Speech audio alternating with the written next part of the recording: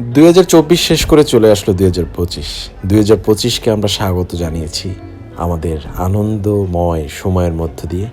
সম্পূর্ণ ভিডিওটি আমি আপনাদের জন্য প্রস্তুত করেছি, অবশ্যই আমার এই ব্লগটি দেখবেন না।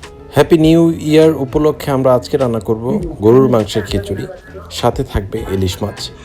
তো সেই প্রস্তুতি নিয়ে আমি আগাচ্ছি। তো খিচুড়ি আসলে কিভাবে রান্না করতে হয় তার সম্বন্ধে আমার ভালো আইডিয়া নেই, আম্মা ভালো রান্না করতে পারে, তাই তাকেই আমি দায়িত্বটি দিলাম।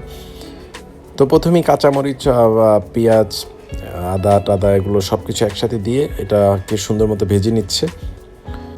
এদিকে রান্না করা হচ্ছে। নিচে আবার আমাদের ছোট্ট মেহমান জেরি এবং টাইসন খুব ক্ষুধার্ত ছিল, 10টা বেজে গিয়েছিল, ওদের খাবার দেওয়া হয়নি, তাই ওরা খাবার খুঁজছিল।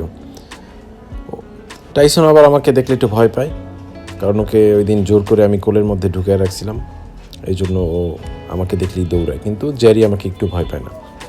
তারপর ছাল, এলাচি, জিরা বাটা, এগুলো আদা বাটা একসাথে দিয়ে এটাকে আরও ভালো মতো ভেজে নিচ্ছেন।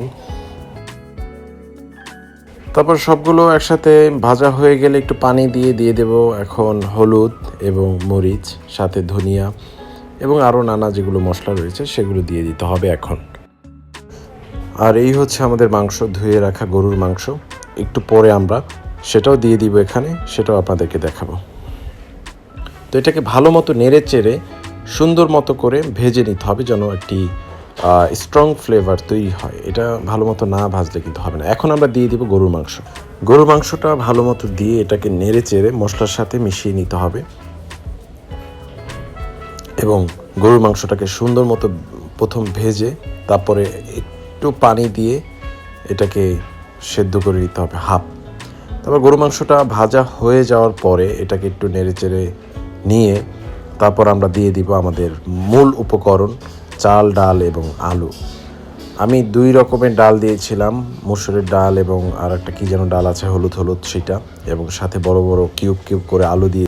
তারপর চালটা দেওয়া শেষ হলে সেটাকে ভালো মতো মশলার সাথে মাংসগুলোর সাথে মিশিয়ে নিতে হবে, ভালো মতো একটু ভেজে নিতে হবে চালটা ভাজা হয়ে গেলে পাশে আমরা গরম পানি রেখেছি, কারণ ঠান্ডা পানি দিয়ে যদি এটাকে সেদ্ধ করতে চাই অনেক টাইম লাগবে, আমরা পুরো 12টার সময় আমরা খেতে পারবো না, তাই আমরা গরম পানি নিয়ে নিচ্ছি যেন দ্রুত চালটা এবং মাংসটা সেদ্ধ হয়।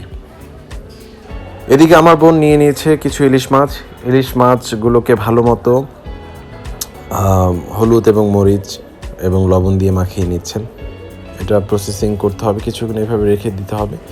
তারপর সেটাকে তেলে ভাজার জন্য দিয়ে দিলেন আমাদের কড়াইয়ে। এখানে আবার আব্বু আসছে হঠাৎ করে, সব কিছু দেখে সে তো অবাক, কী হচ্ছে এখানে, কারণ আব্বু ছিল দোকানে, সে জানেন আমরা এই আয়োজন করব। তা আব্বু তো দেখে অবাক, এত আয়োজন শুরু হলো কী কারণে, সে জানি না যে কালকে নতুন বছরের প্রথম দিন। এটা নিয়ে আম্মু আবার জোক মারছিলেন যে তুমি কোন খবরই রাখো না। এখানে আবার আমার ট্রাইপডের স্ট্যান্ড ধরে কামড়াচ্ছে। তো অবশেষে আমাদের খিচুড়ি তৈরি হয়ে গিয়েছে। কি যে একটা সুন্দর সুগন্ধময় ছিল, কি বলবো আপনাদেরকে, আমার সত্যিই খুব ভালো লেগেছে খিচুড়িটি। ফুল প্রসেসিং দেখে আসলে আমি এভাবে ধৈর্য ধরে দেখি না, কিন্তু কালকে আমি আসলে রান্নায় আমাকে হেল্প করেছি, তো আমি পুরো প্রসেসিংটা দেখে আমার কাছে সত্যি খুব ভালো লেগেছে। চমৎকার সুগন্ধ এসেছে, সুগন্ধ দেখে তো আমি নিজেই আসলে তারপর সবকিছু রেডি করে খিচুড়ির আয়োজন করা হলো। কেমন লাগলো তোমার কাছে? আচ্ছা, খুব ভালো। তুমি বাবা এই আয়োজনটা করেছো না? জি জি। নূতন বর্ষ 24 সালের শেষে নূতন বর্ষ আসার জন্য আগে থেকে আমরা সারা বছর সামনে 25 সালে খেতে পারি সেই ব্যবস্থা করেছো নাকি? যাক, আলহামদুলিল্লাহ। কেমন হয়েছে? খুব ভালো হয়েছে। তোমার আম্মুকে এবং তোমাদের সবাইকে ধন্যবাদ। আসলে আমি জানিও না যে আজকে এটা, আমি তো চেয়েছিলাম যে আগামীকাল কেটে হবে, আগেই হয়ে গেছে। অসংখ্য ধন্যবাদ। আব্বু চমৎকার রিভিউ দিয়েছে, এখন আমার খাওয়ার পালা। অনেকক্ষণ ক্ষুধা পেটে নিয়ে বসে আছি, খেতে পারছি না, খুব দুঃখজনক। তো নিয়ে নিলাম খিচুড়ি। তো নতুন বছরে সবাই নতুনভাবে সব কিছু শুরু করেন, আনন্দের সহিত, মনে জোর নিয়ে, আত্মবিশ্বাস নিয়ে নিজেদের কাজ নিজেরা নতুনভাবে শুরু করেন। ইনশাআল্লাহ আল্লাহ সবার পাশে আছেন। পরিশ্রম যদি করেন অবশ্যই ফল পাবেন। আমিও অনেক পরিশ্রম করতে চাই, আমার জন্য সবাই দোয়া করবেন। এবং খিচুড়িটি হয়েছে অসাধারণ, সবাই এইভাবে খিচুড়ি রান্না করে খাবেন। পরিবারকে নিয়ে ইনশাআল্লাহ আপনারা সুখী হবেন সবাই।